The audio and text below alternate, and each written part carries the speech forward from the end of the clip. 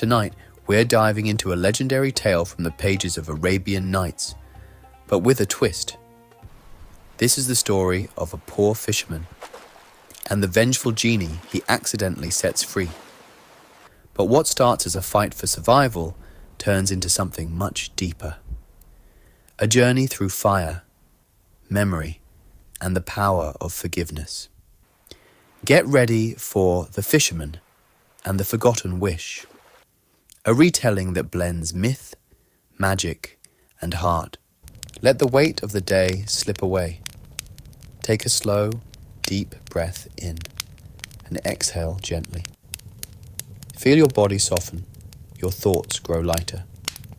Now close your eyes, relax, and let's begin our story together. The sea had moods, just like men, and on this morning it woke sullen. Dark, brackish waves rolled in toward the shore of the old port city of Al-Mazrah, a city that wore its history like a faded robe, once silken and royal, now patched and sun-bleached. The gulls cried above the crumbling sandstone domes, and the salt-laced wind carried whispers of fish, rot, and secrets. Yunus, a man of 40 winters, stood ankle-deep in the shallows, the hem of his fraying robe soaked, and his back aching from too many years bent beneath the sun.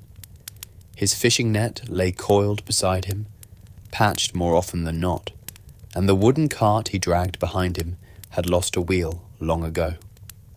He fished barefoot now. Shoes were a luxury long abandoned. He squinted at the horizon. The tide was neither high nor low, but caught in the in-between, just like his life. His daughter Layla had taken ill again the night before. The wheeze in her breath had returned, sharp and dry, like reeds rasping in the wind.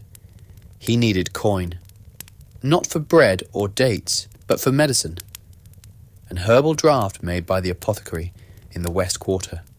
Expensive, precious, like hope. He gripped the net. "One," he muttered.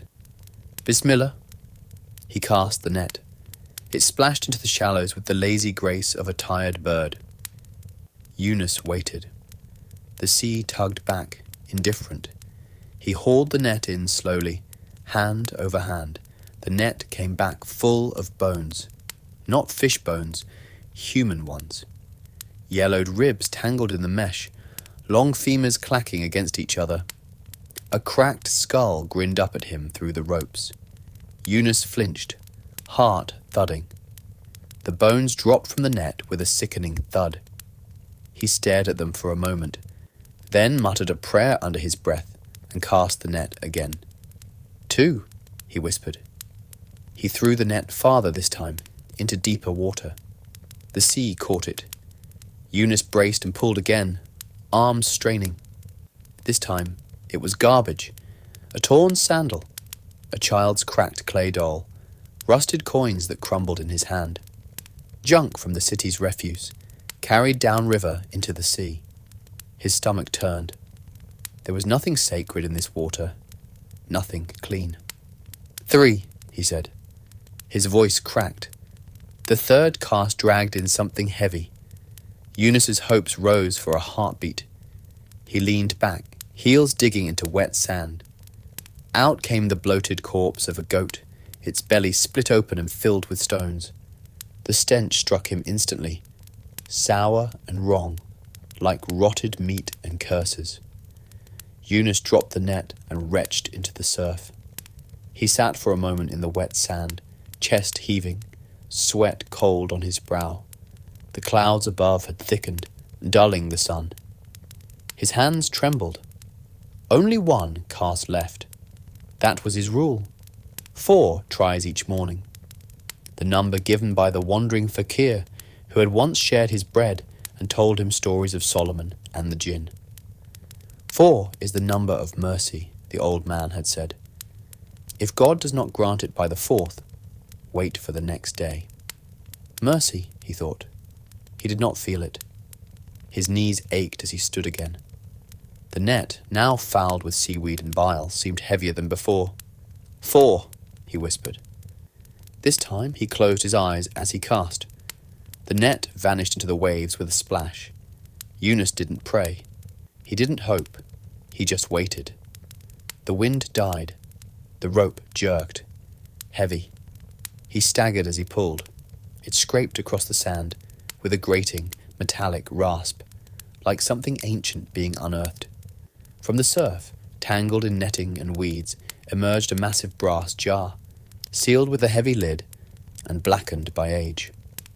Strange sigils circled the rim, unfamiliar letters that shimmered faintly beneath the grime. Yunus gasped. He knelt beside it, running his hand over the engraved surface. There, on the lid, barely visible beneath the crust of salt and time, was a seal he recognized, a symbol from stories, the seal of Solomon. His heart stuttered.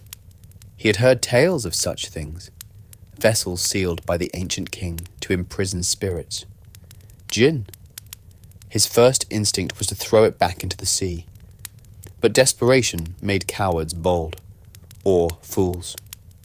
He touched the seal again. "May God forgive me," he said aloud. With trembling fingers, Yunus pulled a knife from his belt and pried at the seal. It flaked away in brittle pieces. The lid creaked. The jar shuddered. Then, smoke. Thick and black, it poured from the jar in a roaring spiral, like a storm escaping the belly of the earth. Yunus stumbled back, eyes wide. The smoke twisted upward, coiling into the shape of a giant, a man-like figure of smoke and flame, with eyes like burning coals and teeth like daggers.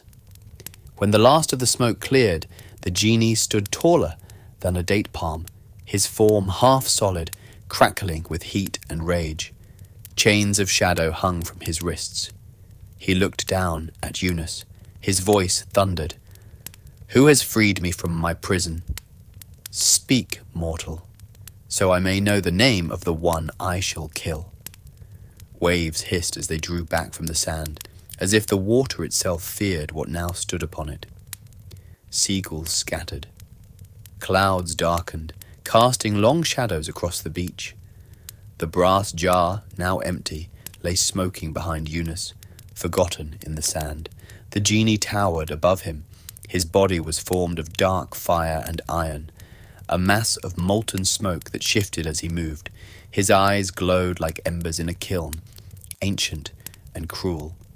A mane of shadow coiled around his shoulders, and his voice, when he spoke, rolled like thunder trapped in a cave. "You, fisherman, you have freed me from a prison where I burned for 400 years, and for that I shall now burn you." Yunus dropped to his knees. His mouth worked, but no words came. His thoughts tumbled like stones in his skull. This couldn't be real.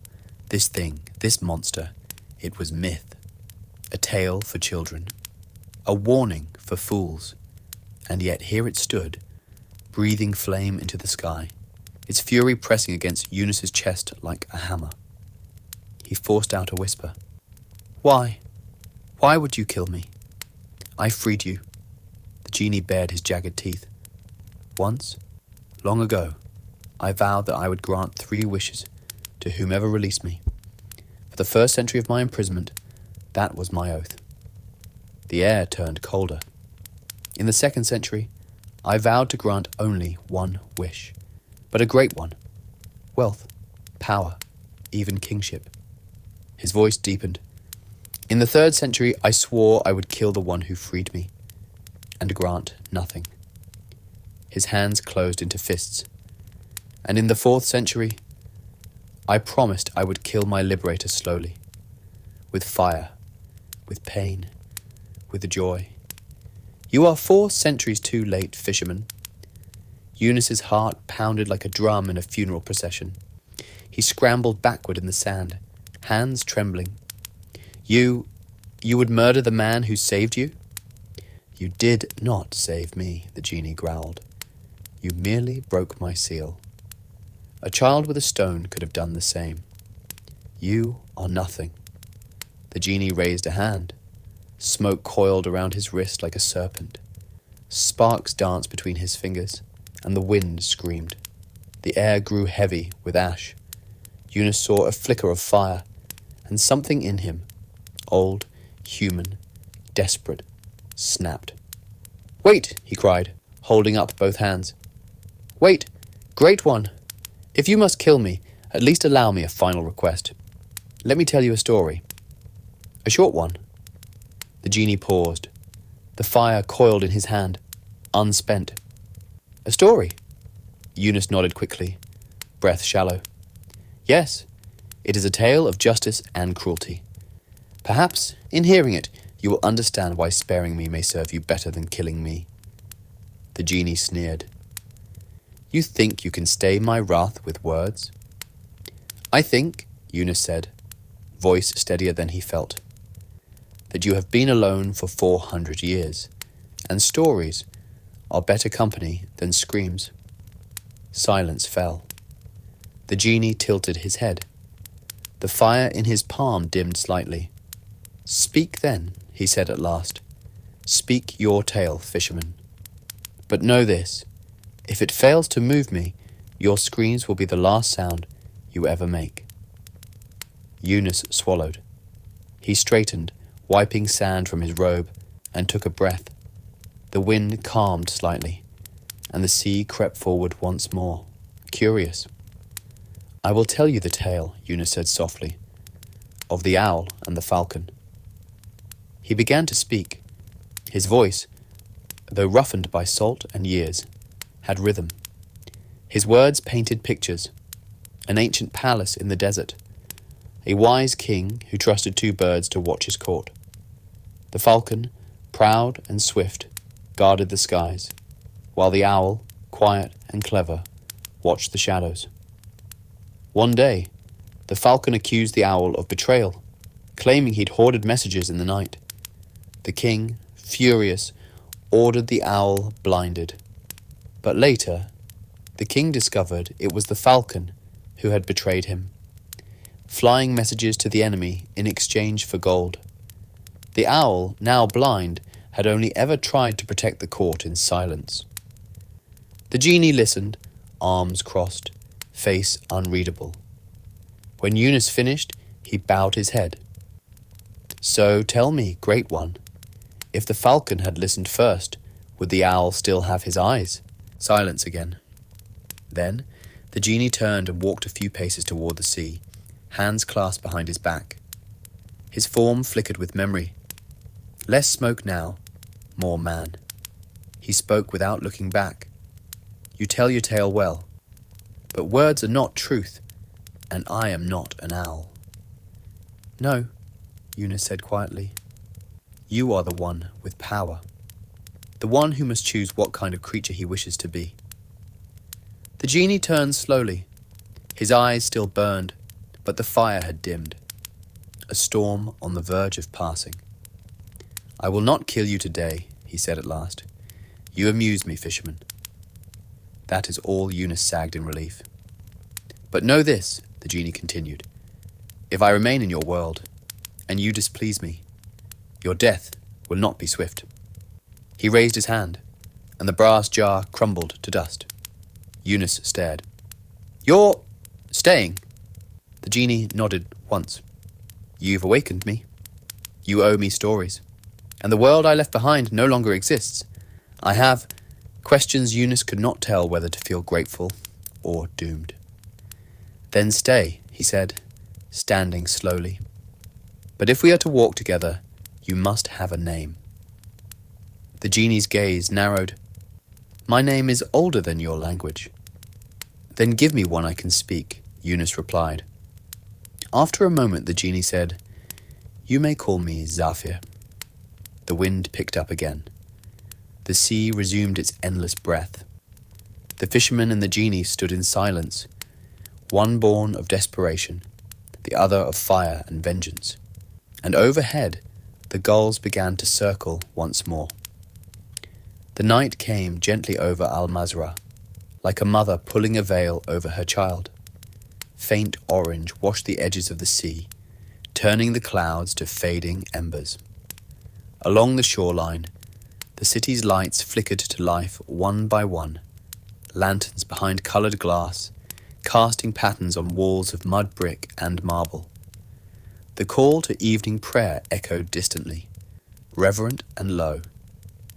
But Yunus did not pray.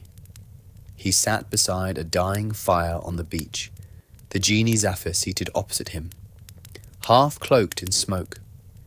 They had spoken little since their uneasy truce. Zafir had not moved much, though the sand around him hissed softly where his heat met the earth.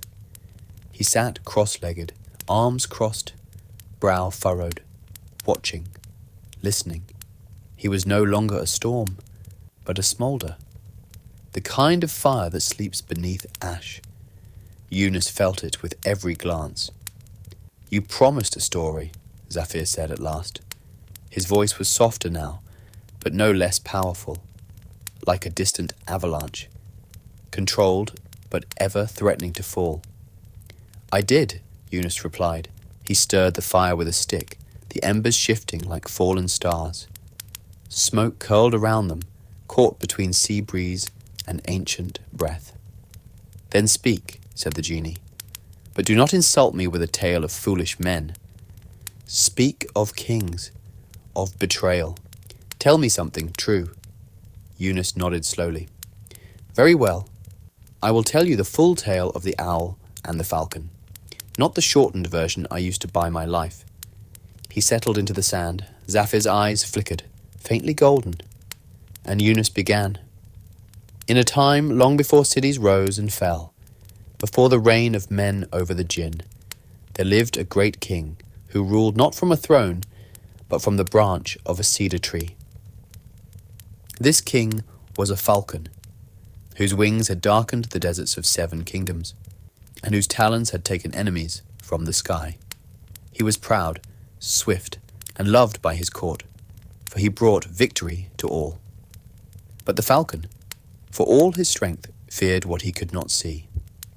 So he appointed a guardian to his kingdom below, a quiet owl, who could see in the dark and listen to things not spoken aloud. The owl never soared, but always watched. He lived in the shadows and whispered only when he must. The falcon trusted him, at first, until the owl discovered a secret. Zafir leaned in, slowly. The falcon was not hunting only for the kingdom. He was selling secrets to the enemies of his allies, bartering knowledge for gems and glory. He sent messages on the wind to those who would see his friends ruined. The owl, who loved the kingdom and its peace, dared to confront the falcon, not with claws, but with truth. And so the falcon, fearing what the owl knew, accused him of betrayal instead. Before the court of birds, the falcon screamed, "The owl keeps secrets. The owl plots in darkness." And the other birds, dazzled by the falcon's beauty, believed him. The king, also a falcon, but older and wiser, ordered the owl punished. His eyes were taken, his wings clipped. He was cast from the cedar branch into silence. But before he fell, the owl said only this: "I warned the falcon not to mistake silence for guilt. But now, when the darkness comes, who will watch the sky for him?" The fire crackled softly. Yunus sat back, letting the final line settle into the air like incense. Zafir's face was unreadable, lit by the glow. Smoke coiled around his shoulders, like a living mantle. He said nothing for a while. Then, "You speak this tale as if it were allegory. Is it meant to reflect me?" "I think," Yunus said carefully, "that stories find us where we are. I did not mean for it to reflect you, but if it does, perhaps that means there is truth in it." Zafir's eyes narrowed. "I was not the falcon. I was the owl," he said, voice low. "And I paid the price." His fingers twitched, shadows pulsing beneath his skin. "I was loyal. I was wise. I warned them of the rot beneath our throne. And for that, they sealed me in a jar." Eunice's breath caught. You were betrayed by your own kind. Zafir looked away. His silence was a wound. I did not know, Eunice said. Of course not, Zafir snapped. Your kind forgets. That is what you do best. You bury the stories you cannot understand. Eunice lowered his gaze. The night had grown colder. Or perhaps that was simply the weight of truth settling between them. You were right, the genie said after a pause. Stories are better than screams. He stood slowly, unfolding like a shadow rising from the sand. He no longer loomed as he had before. He still radiated danger, but it was contained, like fire in an iron lantern. I will walk with you a while longer, fisherman, Zafir said, until I decide whether the world deserves to burn, or whether it is merely misled. Eunice stood too. His knees creaked. And if I keep telling stories, he asked, will you keep listening? Zafir gave a faint smile. It was not kind, but it was real. I have nothing else, and nowhere to go. Behind them, the sea sighed. The brass jar was gone. The sky was dark. But somewhere between sand and flame, an unlikely bond had formed. Fragile, uncertain, and perhaps the beginning of something neither of them yet understood. They walked back toward the city. A fisherman, a genie, and between them, a story still being written. Before the jar, before the flames, before he forgot his own name in the heat of fury and centuries of silence. He had a life. Zafir had not always been an Ifrit. Once he had been a Shayateen noble, born of smokeless fire and ancient law, bound not to malice, but to duty. The Jinn realm had many courts, air, flame, shadow, and stone, but Zafir was born under the sigil of fire, sworn to the queen of the eastern winds. Her name was Al-Hara, and she ruled not through cruelty, but clarity.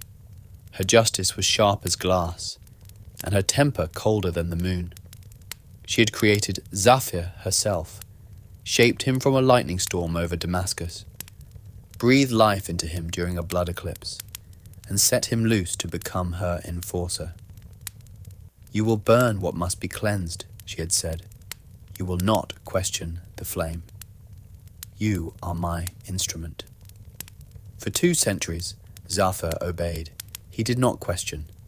He brought ruin to corrupt sheikhs, devoured whispers of rebellion in stone temples, silenced human sorcerers who dared to enslave jinn. The mortal world called him a demon, but among the jinn he was praised, Zafir al-Nar, Zafir of the flame. And yet, something in him doubted. The jinn courts were not as incorruptible as they claimed. He began to see cracks, arbitrary executions, ancient grudges passed off as justice, mortals punished for prayers they hadn't finished properly. Zafir began to ask questions, quietly at first, then louder. Al-Hara smiled, then, not with warmth, but with warning. The fire that begins to think, she said, is one that must be contained. Zafir's fall came not with war, but with a whisper. A scribe jinn named Kalnith, once beneath Zafir in rank, rose quickly in the queen's favour. He smiled too often, promised too much. He whispered that Zafir had begun to speak of empathy, of restraint, of mercy, words that tasted like poison to the old ways. Zafir stood trial in the mirror court. The queen presided in her robes of star silk, her crown a halo of flame. The court of jinn, their bodies swirling forms of wind and fire, smoke and light, watched from the high walls of glass and obsidian. You have betrayed your order, she said. You question judgment. You pity mortals. You speak of freedom. Therefore you shall be bound. Zafir's voice had shaken, not from fear, but fury. I questioned your law, not justice. I sought to temper our wrath, not to weaken us. But she would not listen. Nor would the others. He had no allies, no defense. They brought out the seal of Solomon, a fragment stolen from the old prophets, still carrying divine inscription. Ancient power, forbidden power. Chains of glass and salt were wrapped around his wrists. His form was compressed, crushed, folded into smoke and stuffed into a brass jar lined with lead and prayer. He screamed until his voice dissolved. The lid was closed, and then silence. Inside the jar, time lost meaning. He dreamed of fire, but felt only cold. His rage pulsed like a dying star. He told himself he would wait, for a century, for 1,000 years. He would wait, and then he would burn the world that forgot him. He counted the days. At first, then he stopped.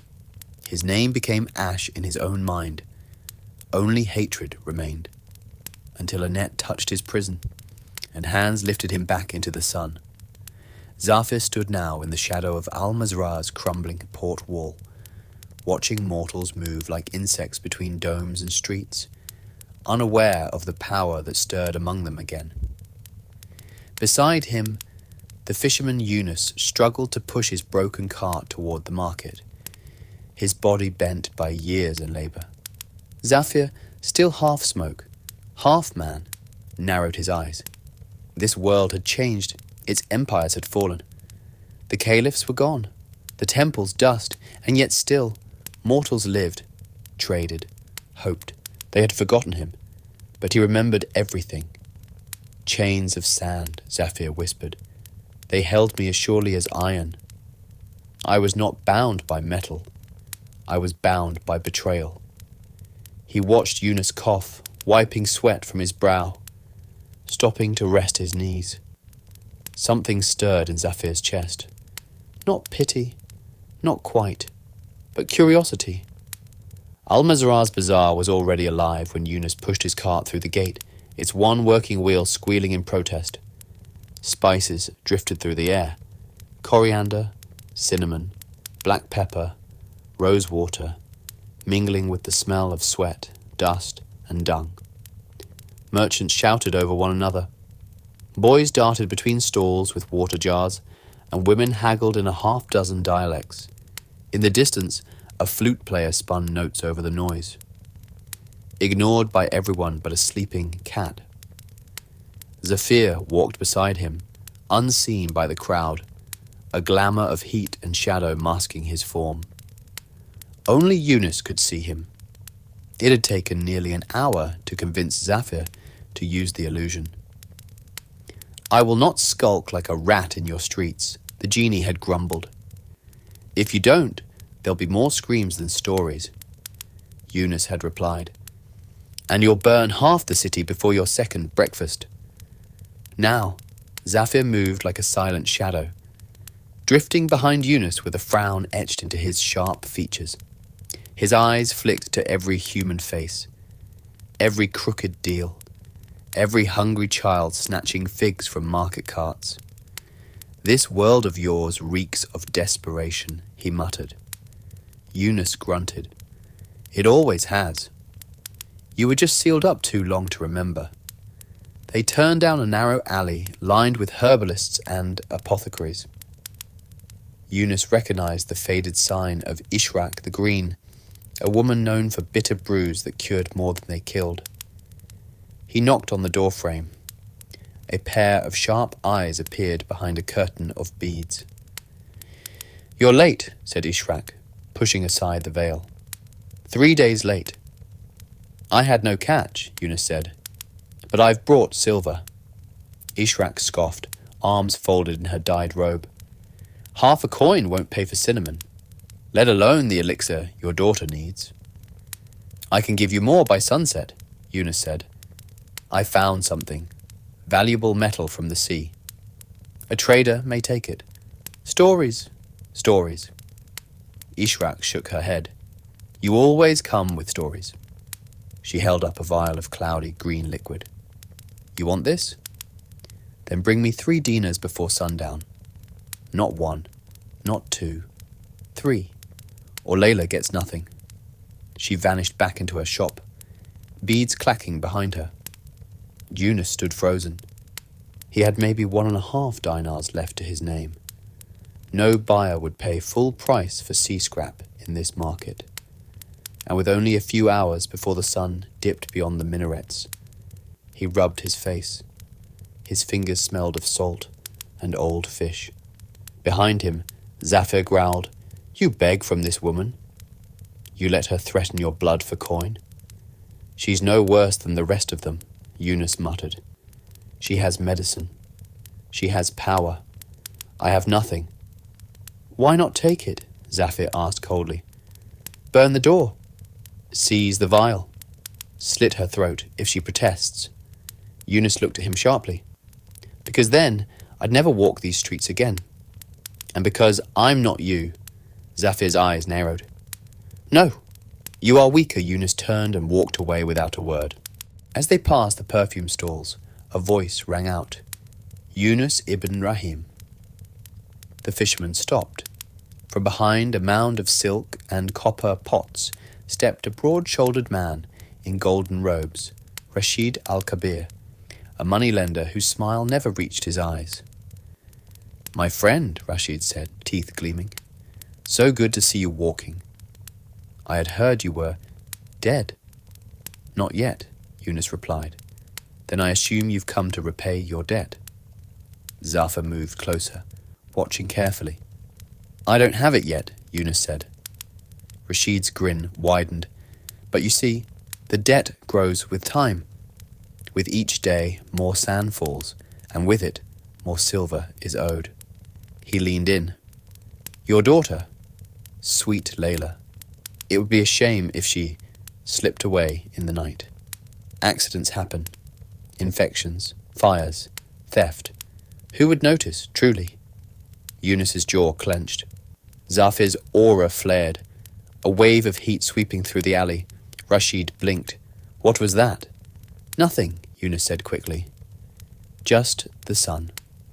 Rashid stepped back, adjusting his rings. "Have my coin by the end of the week, or Layla won't be the only one you lose." He walked away with the swagger of a man who believed himself untouchable.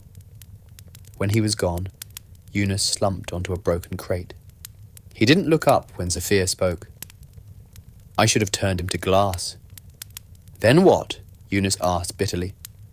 "Another Rashid would take his place. You can't burn the world to fix it." "No," Zafir said quietly. "But I could start here." He paused, then added, "You care for this daughter." "Deeply. She's all I have." Zafir looked toward the city, where laughter and cruelty echoed side by side. Then, to Yunus's surprise, he said, "There is another way. Not fire, not theft. Leverage. Let us go to the old quarter. There are still those who remember Jinn. Perhaps we can trade something less mortal." Yunus looked up. "You're offering to help me?" Zafir's gaze was distant. "Let's say I'm curious about what happens when you stop groveling and start acting like someone with a genie at his side." The sun crept lower, and for the first time the balance between man and jinn began to shift, not as master and servant, but as something stranger, an alliance, or the beginning of one. The sun slipped behind the minarets, and Al-Mazrah exhaled into twilight. The bazaar quieted, but the city did not sleep. It simply shifted, its sounds turning from coins and shouting to whispers and footsteps. Lamps were lit, curtains drawn, doors barred, but in the old quarter, where the walls leaned like tired old men and the stones remembered empires long dead, a different kind of life stirred. Here, the air smelled not of spice or sweat, but of ink, parchment, and dust. The buildings were close, their balconies like overgrown eyebrows hanging over crooked alleys. Old wooden signs swung on rusted chains. Bookbinder, ink and flame, scrolls of the crescent moon. Few came here now. Fewer still believed in what the quarter once was, a sanctuary of scribes, calligraphers, mystics. But Yunus came, and Zafir followed. "Why here?" Zafir asked as they passed an archway carved with words in a forgotten script. Yunus glanced over his shoulder. "Because this is where people used to study things older than fear. Names, symbols, maybe even yours." Zafir snorted. "They have nothing I need. My power does not come from scrolls." "Maybe not," Yunus said, "but your memory might." That quieted the genie. They reached a heavy door with a green lantern above it. Yunus knocked 3 times, soft, then loud, then soft again. The door creaked open. A boy no older than 16 stood inside, ink-stained fingers clutching a wax tablet. He blinked. "You're late." "I didn't know I had an appointment," Yunus replied. The boy grinned. "Everyone's late to knowledge." Inside, the room was dim and cramped. Stacks of manuscripts filled the corners, like sleeping animals. The air was thick with sandalwood smoke. On the far wall hung a map of the world, not by rivers and mountains, but by ancient script and lost languages. Runes crawled across the parchment like living creatures. The boy lit a lamp and bowed slightly. "I'm Tariq," he said. "I translate the forgotten." Zafir stepped forward, still cloaked in illusion. "Then translate this." His voice cut through the room like a sword drawn in a temple. Tariq blinked. "Who?" With a flick of his hand, Zafir dropped the glamour. The shadows peeled away, revealing his towering form. Half fire, half flesh, his eyes twin coals in the dark. Tariq stumbled back, nearly knocking over a scroll rack. "By the Prophet's breath." "Quiet," Zafir said. "You said you translate the forgotten." "Then, remember me." Yunus stepped in. "We're looking for records. Names. Anything bearing the symbol of the old seal. Something like this." He unrolled a piece of torn parchment. A rubbing taken from the broken jar. The seal of Solomon, partially burned, but legible. Tariq stared at it, pale. "I've seen this," he whispered. "Not in a book, not in writing, but in a glyph, carved into a wall in the buried district." "Buried?" Yunus asked. "Flooded in the old quake, 50 years ago. Most of the lower quarter sank into the earth, but some of the temples survived beneath the sand. I go down there sometimes. There's a chamber where the writing glows, even without flame." He swallowed. One name was etched beneath the seal. In a language I couldn't fully read, he crossed to a shelf and rummaged through a cracked leather journal. He flipped to a page, then turned it toward them. In the center, scrawled in ink and sketched by a trembling hand, was the word Zafie. The air in the room grew heavy. Zafir stared at the name. "That glyph was written before the Prophet walked, before Rome, before Babylon," Tariq said. "Whoever you are, you're more than a story. You're a warning." Zafir's hands clenched. "What did it say?" he demanded. Tariq hesitated. The full inscription was fragmented. But the phrase beneath your name read something like... He traced his finger across his notes. "When the bound flame is broken, the earth shall tremble with the weight of memory."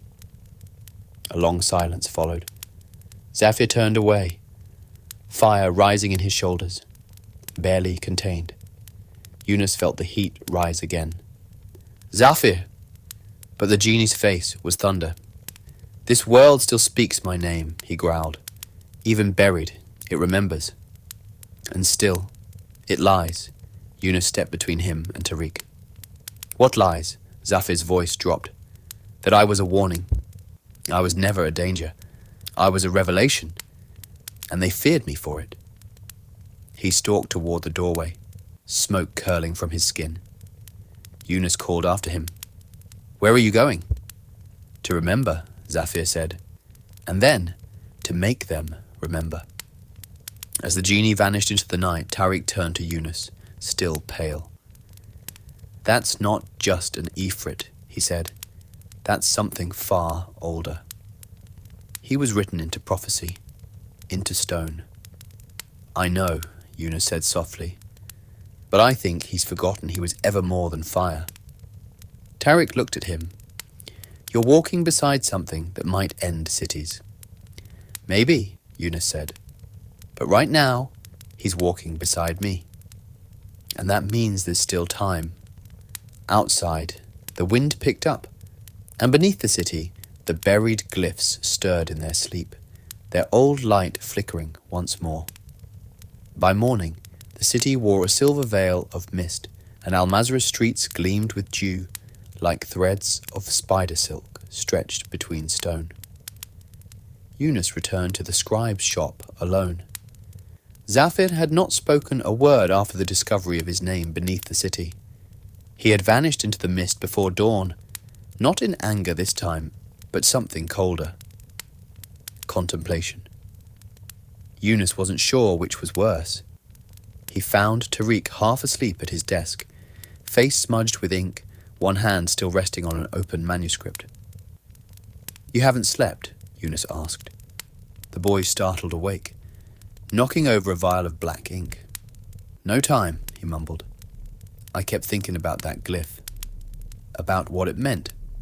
He sat up, rubbing his eyes. "You said the genie's name was Zafir, right? That's not just a name. It means victory or triumph in the old tongue." Yunus nodded. So if names mean something, especially for jinn, then there's more here than just warning. It's a narrative. Something happened. Something was meant to happen. He held up a new page, freshly scrawled with translated lines from multiple old sources, pieced together with careful notes and questionable sanity. At the center was the phrase, "The flame who sees shall be silenced." Beneath it, "The bound flame and the crown of smoke will rise again, and their war shall wake the sleeping fires of earth and sky." Yunus leaned over it. "What's the crown of smoke?" "I think," Tariq said slowly, "it's a person, or a jinn, a ruler, someone linked to Zafir, someone who chained him." He flipped through a second journal and tapped a symbol sketched into a corner of a tattered scroll. This one appeared beside Zafir's name in the buried chamber. "I found a match in a pre-Islamic grimoire." He pointed at a stylized flame within a silver crescent, a regal emblem. "Al-Hara," he said, "the queen of the eastern winds." Yunus's blood chilled. "That name," he said. "Zafir spoke it." She was the one who judged him, the one who ordered his imprisonment. Tariq nodded grimly. "And she might still rule the jinn realm. Or what's left of it." The room grew quiet. Then Yunus asked, "So what does this prophecy mean? That they'll fight again?" Tariq hesitated. "Maybe. Or maybe they were never meant to be enemies. Look, here's another fragment." He turned the page to a final line, barely legible, translated from the runes carved deepest into the stone. "One fire forgotten, one fire betrayed. Only together shall they break the seal that binds both worlds." Yunus frowned. "Both worlds? Human and jinn?" Tariq said. "There's more going on here than one genie with a grudge." "I think Zafir and Al-Hara were part of something bigger, something ancient that went wrong. And now," he looked up, "now the story is starting again." The door opened behind them. Smoke entered first, then boots, then flame-colored eyes. Zafir stepped inside. He looked tired. Not physically, for jinn did not tire like men, but spiritually, like something long dormant in him had stirred and found no rest. He spoke before Yunus could. I know where she is. Al-Hara. She still rules the throne of the jinn. And if I return, I will die before her court once more. But if I do not return, the prophecy will unfold without me. And that may be worse, Yunus stood. You mean to face her? Zafir nodded. I mean to remember who I was. Fully. Not as a prisoner. Not as a weapon. But as something older. He looked at Tariq. You've read enough to understand. The glyphs said we were bound together. That our war would decide more than just revenge, Tariq swallowed. Do you think she'll listen? Zafir's smile was grim. She will listen. Or she will burn Yunus, placed a hand on the table. Then we go together. Zafir raised an eyebrow. You're a fisherman, not a warrior. I'm also the only man you haven't killed in 400 years, Yunus said. That counts for something. The genie chuckled. Tariq stepped forward. I'm coming too. Zafir arched a brow. You? With your paper and ink? I'm the only one who can read half the things you'll find in that realm, Tariq said. Besides, if this is prophecy, someone needs to write it down as it happens. The silence that followed was surprisingly approving, and so the three stood there, man, genie, and scribe, each tied to the story now unfolding around them. Not by fate, but by choice. Outside, the muezzin's call echoed over the city. Time to rise. Time to remember. Time to enter the fire. They left Al-Mazrah by morning light, cutting east toward the old trade roads, where the desert met the hills. Tariq packed scrolls and charcoal sticks in a worn satchel. Yunus carried dried dates and a skin of water. Zafir carried nothing, only the heat of his presence, which made the air shimmer around him as if the world struggled to breathe when he walked. They traveled without caravan, without horses. Zafir could fly, but walked by choice. I prefer the ground, he said. It reminds me what I left behind. 3 days into the journey, they reached Qasr al-Zan, a village where the market met the riverbank, a crooked cluster of mud brick homes where fishmongers squatted beside flickering scales and children darted barefoot through the dust. The men were hard-eyed. The women wore veils, not of cloth, but of fear. Zafir sensed it the moment they entered. This place is wrong, he murmured. The people are quiet, but not at peace. Yunus scanned the street. Tension. They're being watched. By noon, they understood why. A child, maybe 7, with curled black hair and a stolen peach in his hand, sprinted past their stall, barefoot and breathless. 2 men in leather armor chased him. Their clubs were not ceremonial. Their faces were not kind. "Thief!" one of them roared. "He's a pickpocket!" Zafir turned his head. Slowly, deliberately, the boy stumbled, fell hard, scraped his knee. The peach rolled away, splitting open in the dirt. One of the guards grabbed him by the arm and raised his hand to strike. The blow never fell. Zafir appeared between them. No flash, no smoke, just there, like a shadow the light forgot. His hand closed around the guard's wrist. The man gasped. His skin sizzled under Zafir's grip. He fell to his knees with a scream, steam rising from his arm. The other guard drew his blade, too slow. Zafir reached forward, grabbed the steel with his bare hand. The sword glowed red, then melted, dripping molten metal to the dust. The guard staggered back, terrified. I am not here for you, Zafir said calmly. Unless you insist. The guards fled. The child still trembled on the ground, knees scraped, eyes wide with fear. Zafir crouched beside him. Do you know who I am? He asked softly. The boy shook his head. Zafir placed the melted peach into his hands. Then, perhaps that's for the best. From a distance, Yunus watched. He saw it, not just the act of power, but something else in the genie's face. Not anger, not triumph, restraint, but mercy comes at a price. That night they camped by the river. Tariq scribbled the scene into his journal. "They'll come after us," he muttered. "The guards, or worse." You revealed yourself in daylight. "I know," Zafir said. "You didn't have to step in," Yunus added. Zafir looked into the fire. "You're wrong." "I did. For centuries I thought I hated mortals. That they were weak, cruel, selfish. And they are. But they are also children. And not children should not be burned for picking fruit." Yunus watched him, firelight dancing on both their faces. And what happens when the world doesn't see mercy? When it sees only a monster?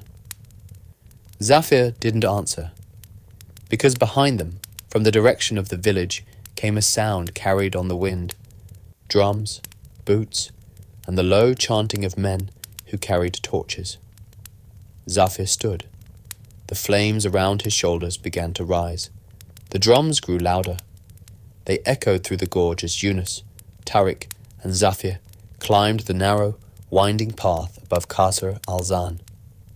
Behind them, torches flickered along the ridge. The village's hired militia in pursuit, angry and afraid. "We should have taken horses," Yunus panted.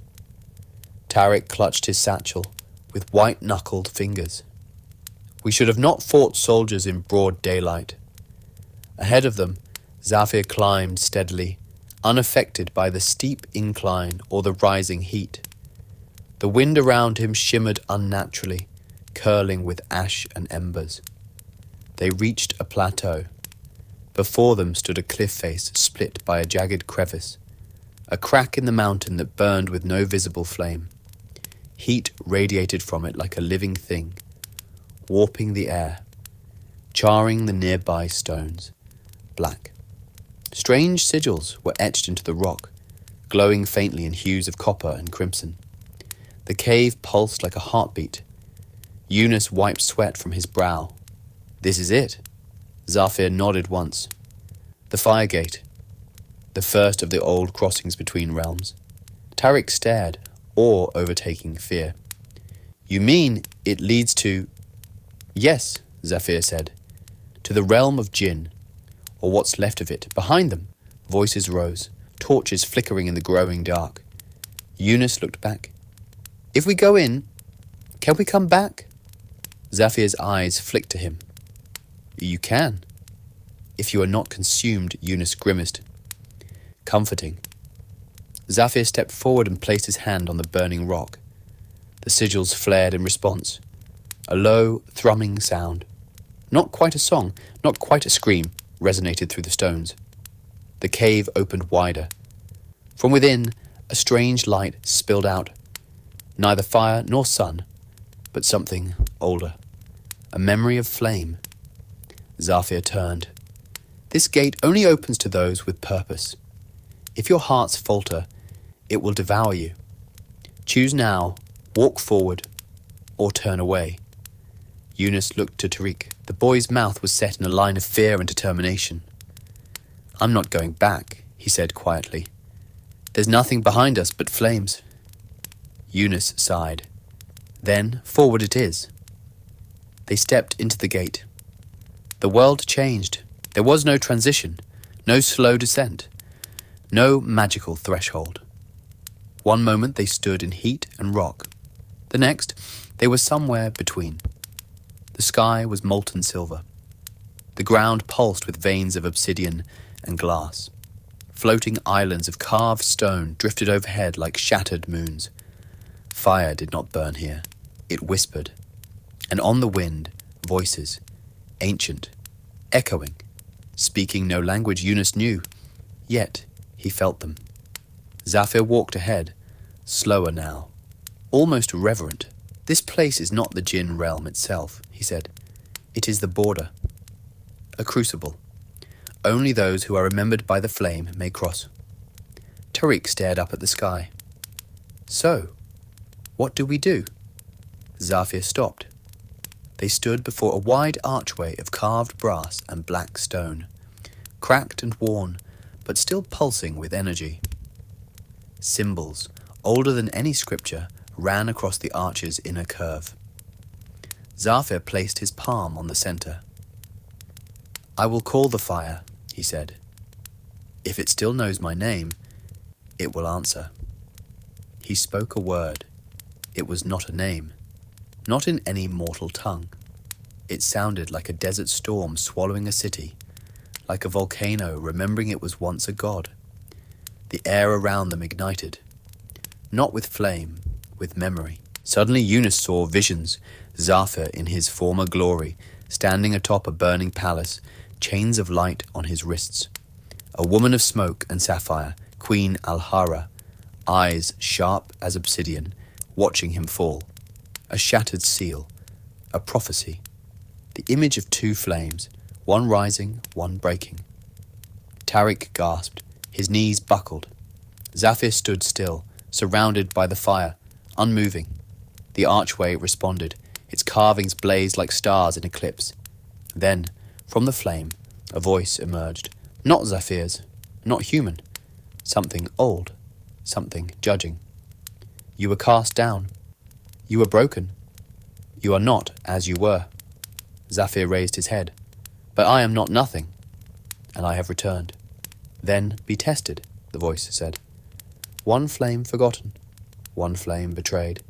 Pass or perish," the ground split. Before them rose 3 bridges, each made of different material. Glass, fragile, thin, reflecting Zafir's face over and over in 1,000 shards. Ash, soft, shifting, easily disturbed. Iron, sturdy, but covered in rusted chains. Zafir looked at Yunus. "I must walk alone, but the bridge I choose will reflect what I have become." He stared at the 3 paths.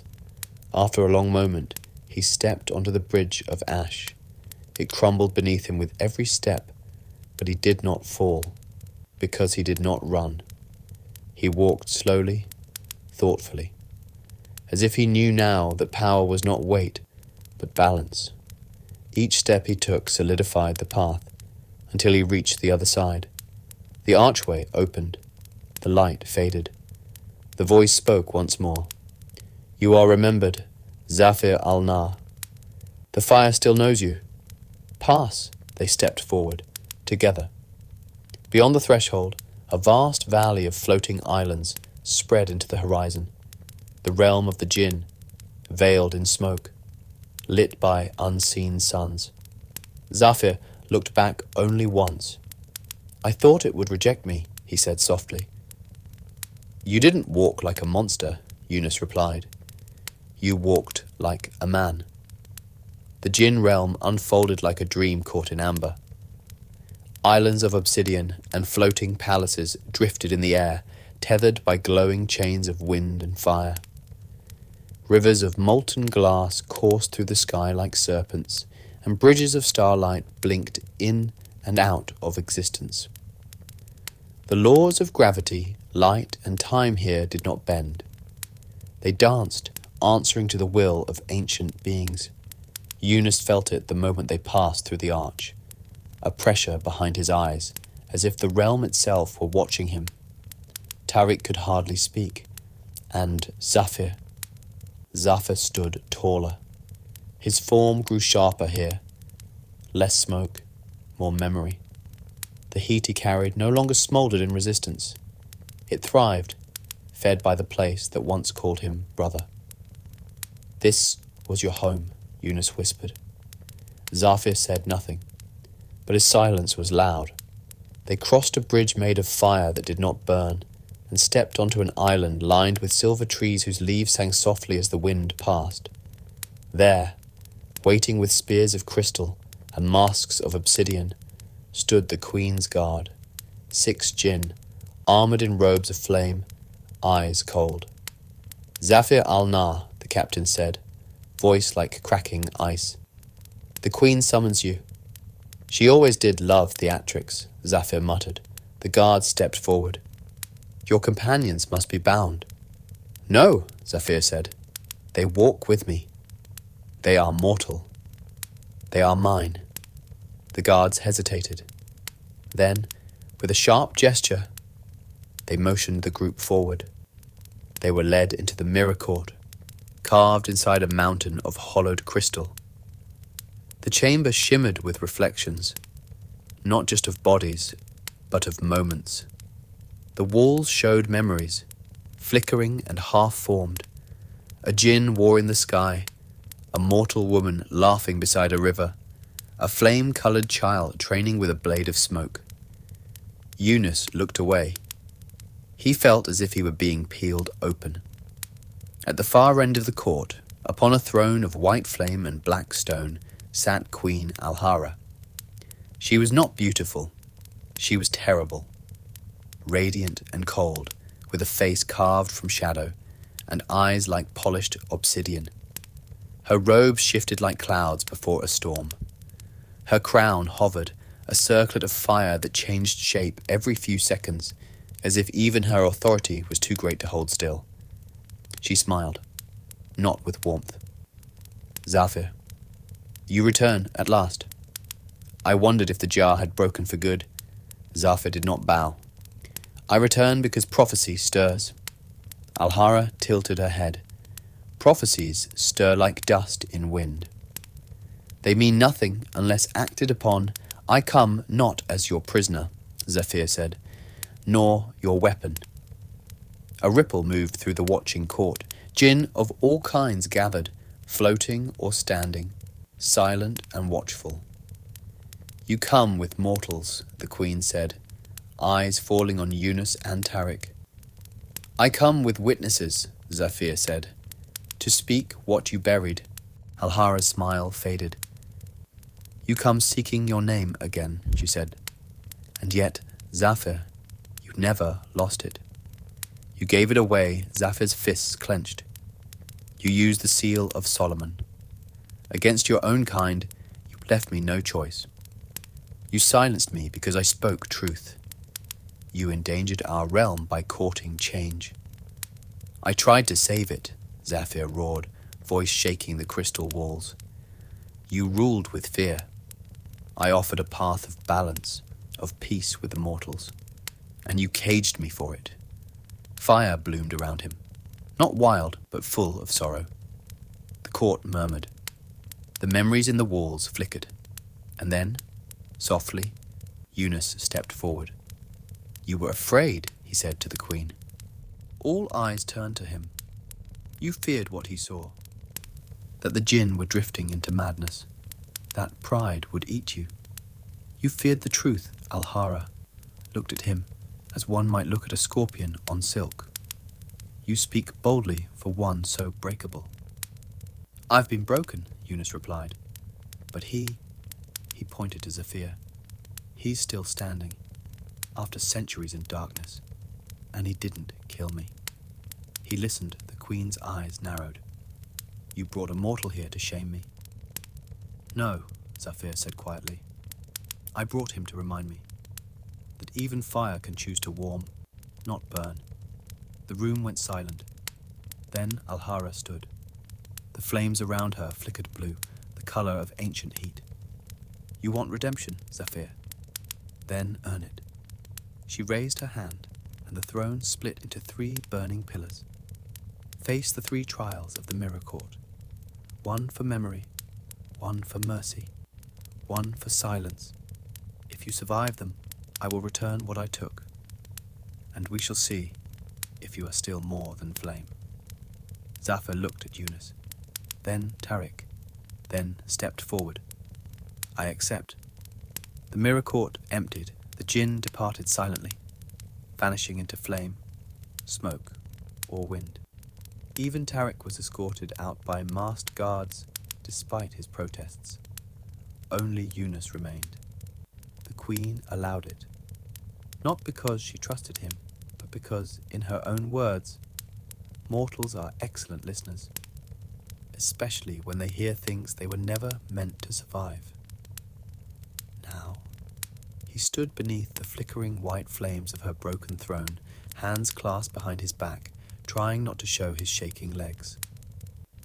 Zafir had already been taken to the Hall of Echoes, where the first trial would begin. And Alhara, she was still watching Yunus. Not with hatred, worse, with interest.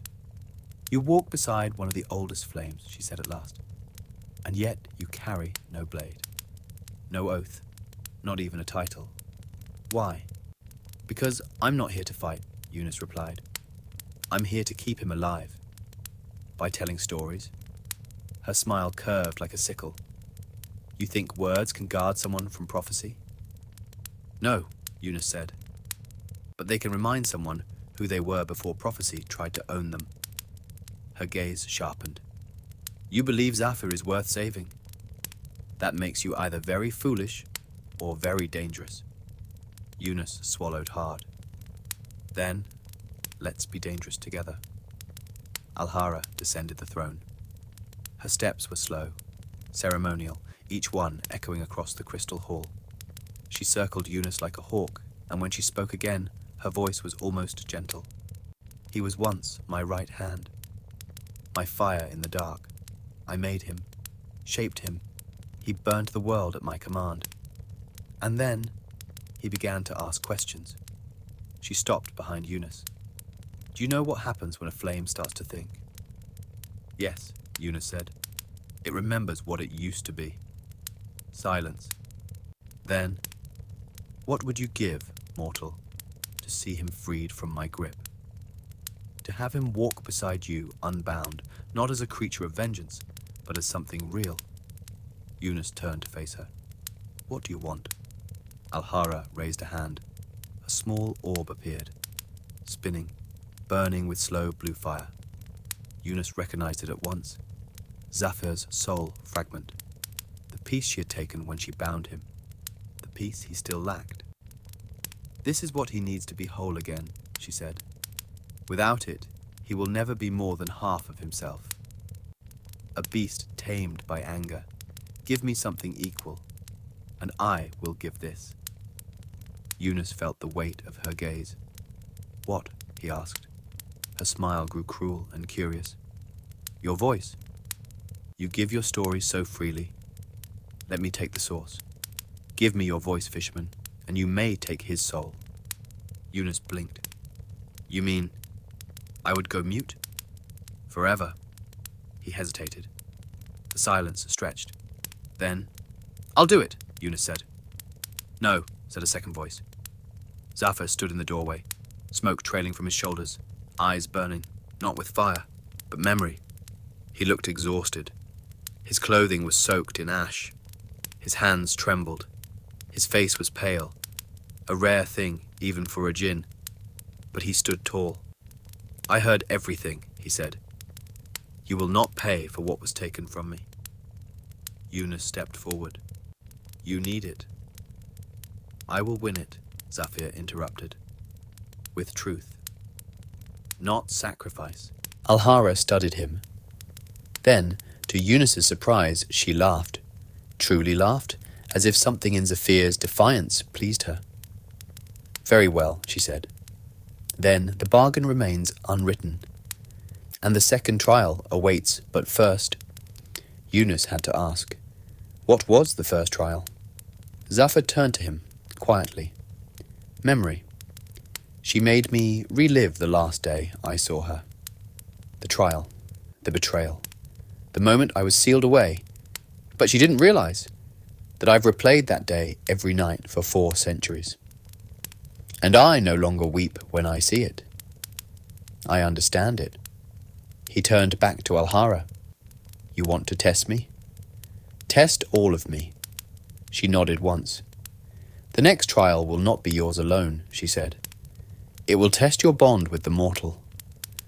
Let us see what mercy looks like, when the fire is not yours to save." The Queen's guards led Yunus down a spiraling staircase of black crystal.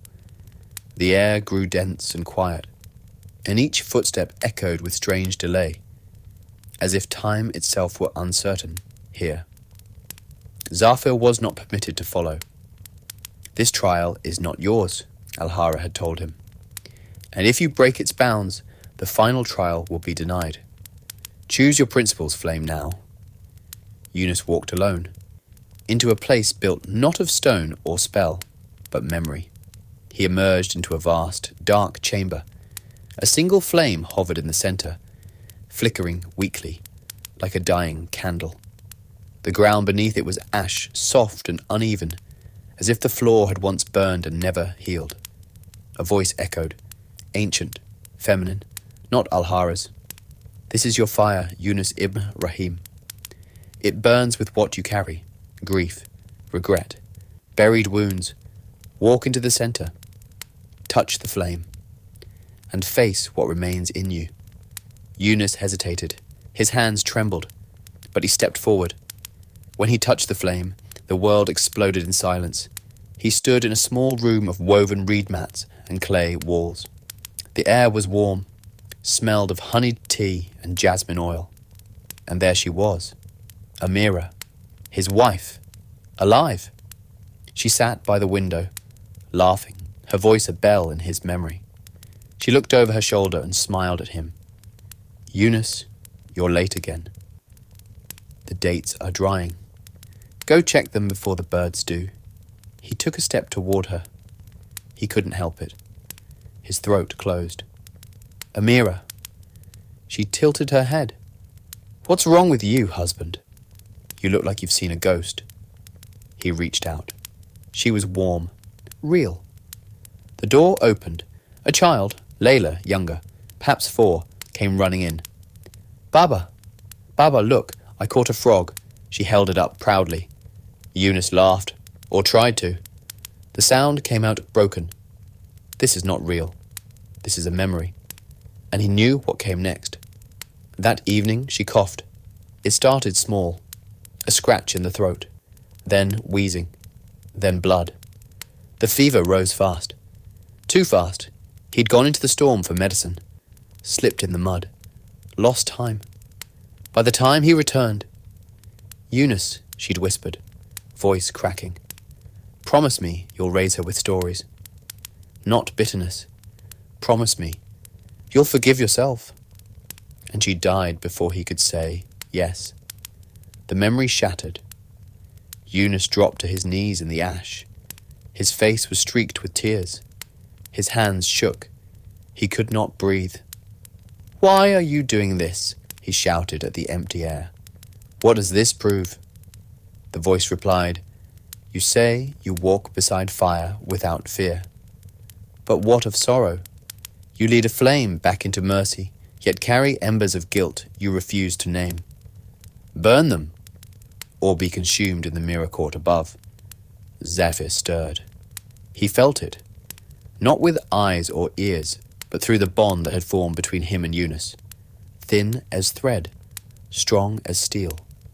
He felt Yunus breaking, and he wanted, deeply, to act. He paced the crystal floor like a caged beast, smoke trailing from his shoulders. Tariq watched from the shadows, silent. "He's not like you," Zafir growled. "He's mortal. Fragile." "He survived this far," Tariq replied. "He's tougher than you think." Zafir's eyes narrowed. But is he strong enough to forgive himself? Back in the chamber, Yunus knelt by the flame. He held his wife's image in his mind like a sacred relic. The last smile, the unfinished promise. And then, at last, he whispered, "I forgive myself. I failed, but I kept going. I raised her. I told her stories. I kept your name alive. And I will keep walking. With fire or without." He stood, and the flame rose. From a candle to a torch. From a torch to a blaze. Not wild, but steady. When Yunus stepped out of the trial hall, his skin was marked with ash, but his eyes were clear. Zafir turned. They met each other's gaze, not as master and genie, not as man and monster, but as two who had faced their worst and survived it. Alhara's voice echoed through the chamber. The trial of ashes is past. The mortal burns clean. The flame may walk beside him still. Yunus exhaled. Zafir placed a hand on his shoulder, and for the first time it was gentle. The chamber for the final trial was not carved in stone. It was grown, a vast dome of blackened bone and crystal roots, pulsing faintly as if alive. The floor was slick with mirrored glass, and in its center stood a raised dais, where a single object waited, a knife, ancient, wound in flame script. Its hilt shimmered like molten gold. Its blade was perfectly black, obsidian wrapped in enchantment. Yunus felt it immediately. This was not a weapon for war. It was a weapon for sacrifice. Zafir and Yunus stood together beneath the queen's gaze. Tariq was nowhere in sight. Alhara rose from her throne. Her robes flowed like smoke into the air, her voice cold and formal. "This is the final trial," she said. "Trial of blood. One flame to be released, one soul to be restored. But no power in our realm is given freely. Blood must answer for what was bound." She turned her gaze toward Yunus. "And the cost must be chosen, not taken." Zafir narrowed his eyes. "Where is the boy?" Alhara gestured lazily. One of her guards stepped forward, dragging Tariq, gagged, hands bound, face bruised but alert. Zafir's flames surged. "This is not a trial," he hissed. "This is a trap." Alhara smiled faintly. "It is prophecy. And prophecy does not ask for fairness. It demands truth." The test was simple. To reclaim the soul fragment and break Zafir's chains completely, the blade must be dipped in innocent blood, a life untouched by flame, guiltless of vengeance or war. Tariq qualified, and the choice, she declared, would belong to Zafir. The court fell silent. Yunus stepped forward. "There must be another way." "There isn't," Alhara replied. "Then I refuse," Zafir said. Alhara raised a hand. "Refusal ends the trial. You walk away as you are, bound, broken, half of yourself." Forever haunted, Zafir looked at the boy. Tariq didn't flinch. He met Zafir's gaze with wide, terrified eyes, but not begging. He was ready. Zafir took a step forward. For the first time since Yunus met him, Zafir looked uncertain. His hand hovered near the blade. His breath came sharp and quiet. He had burned cities. He had shattered mountains. But here, holding the weight of one boy's life, the flame within him trembled. Then Yunus did something no one expected. He stepped onto the dais, took the blade from the pedestal, turned it in his hand, hilt towards Zafir, and spoke, "Take it." But not for him. If blood must be given, let it be mine. Gasps rippled through the court. Even Alhara's eyes widened. "I'm no child," Yunus said, "but I am innocent of this realm's crimes. I carry no magic. I am only what I am." He looked at Tariq. "He has a future." He looked at Zafir. "And you have one too, if you choose it." Zafir stared at the blade. His flames flickered blue. Then he turned, placed the knife back on the pedestal. "No," he said. Alhara rose. "You reject the trial?" Zafir's voice was steady. "I reject the price. Let the prophecy burn." But just as the guards moved to seize them, Tariq broke free. He drew a penknife hidden in his sleeve, one meant for paper, not battle, and dragged it across his own palm. Blood welled up and fell onto the glass floor. "I choose too," he said through gritted teeth. "If no one else will pay, then I will." The blood hit the blade, and the chamber shuddered. The obsidian knife cracked, not in failure, but in release. A column of flame shot upward from the pedestal, and the soul fragment, the blue fire Alhara had hoarded, burst free, swirling through the air and slamming into Zafir's chest. His body lifted into the air. Chains exploded in every direction. The air rippled with heat, light, memory. When it was over, Zafir stood whole. Not bound, not twisted. Complete. Alhara stepped back. "This was not the design," she whispered. Zafir turned toward her. "No," he said. "It was better. Because it was chosen, not by fate, but by those who had nothing to gain and everything to lose. You ruled by fear. I walk now by mercy." He looked to Yunus, to Tariq, then raised a hand. The court dimmed, and the queen, for the first time, lowered her gaze. The queen's throne sat empty. For the first time in centuries, Alhara stood alone, without flames to crown her or shadows to guard her name. Zafir stood across from her, his body now whole, no longer flickering with half soul and rage, but steady. His eyes, once coals of wrath, now burned with something deeper. Clarity. Yunus and Tariq stood at his side, quiet. They had come through fire, through memory, through blood. But what waited now was the one thing no prophecy, no court, no spell could demand: forgiveness. Alhara spoke first. "You have your soul, your flame, your freedom. This court will no longer hold you. Leave, if that is what you wish." Zafir didn't answer. He stepped forward once, and the entire mirror court held its breath. 400 years, he said quietly. I held your sentence like a crown of fire. I fed it. I obeyed it. I became what you feared I would become. He looked up.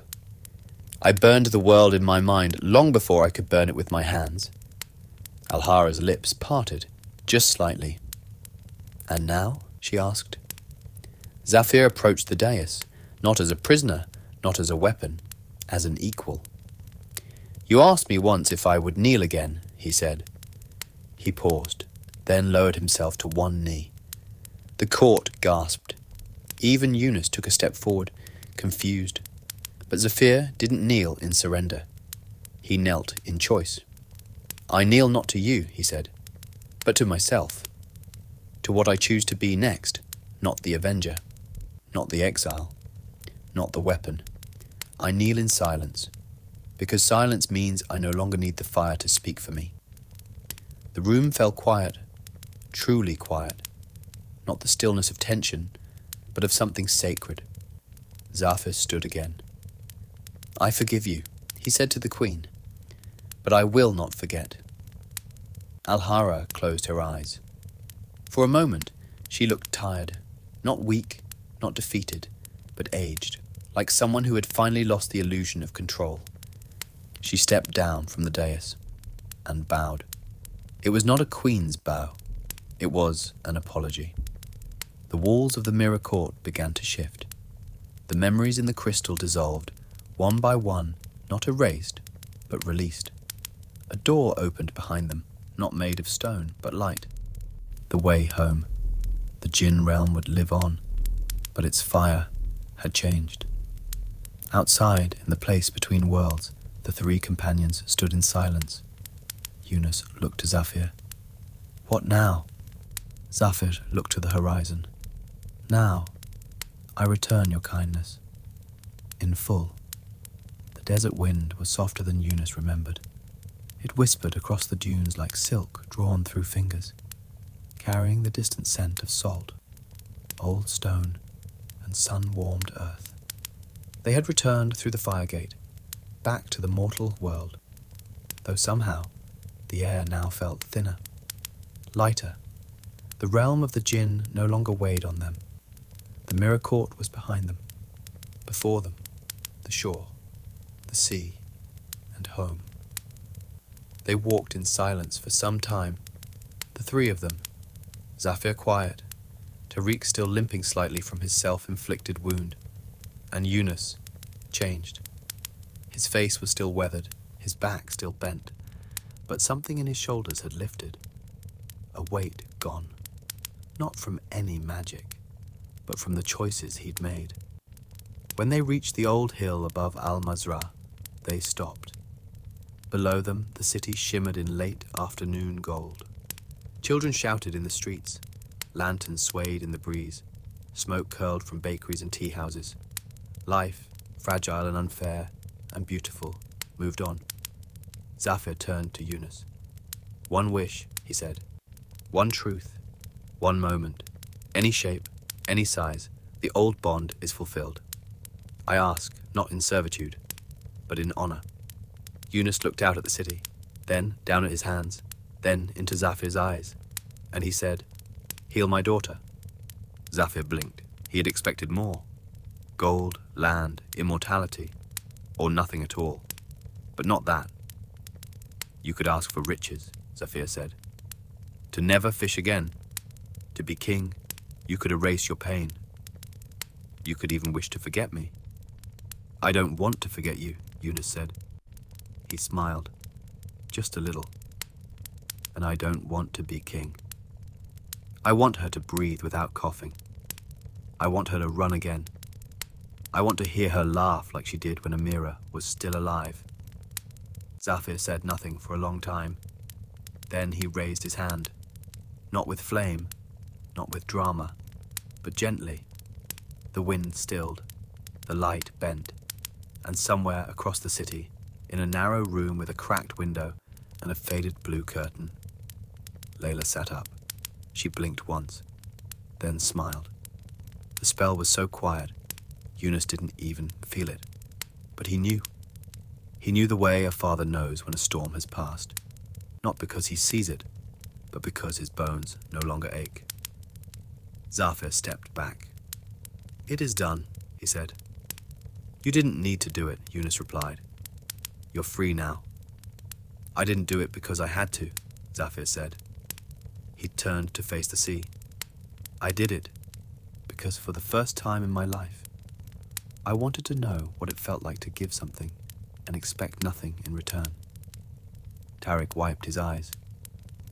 "Is this the end?" he asked. "No," Zafir said, "but it is the beginning of something that was never written." He looked between them both. "I don't know where I will go now. The world has changed. So have I." Yunus nodded. "So stay, or go, but don't vanish. There's always another story to tell." Zafir almost smiled. "Then let's begin with one last cast." They walked down to the shore.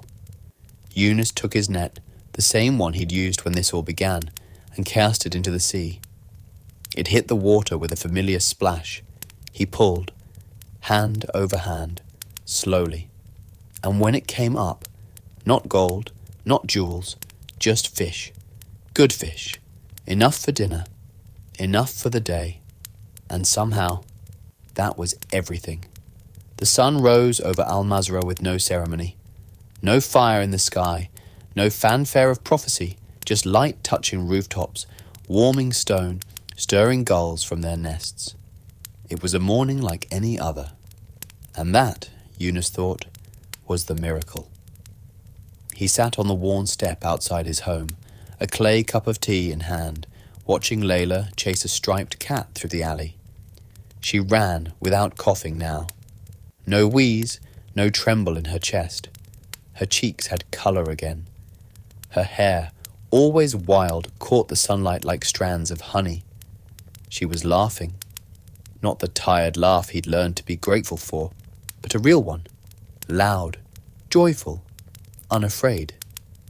Yunus felt it like sunlight inside his ribs. "Thank you," he whispered, though no one answered. Tariq still visited. He now worked with an elder scribe in the old quarter, translating ancient jinn lore with more respect than reverence. He no longer feared knowledge. He walked with it. He often joked about writing their story down. Yunus always said, "Wait until it's finished." And they'd laugh, both knowing stories never truly end.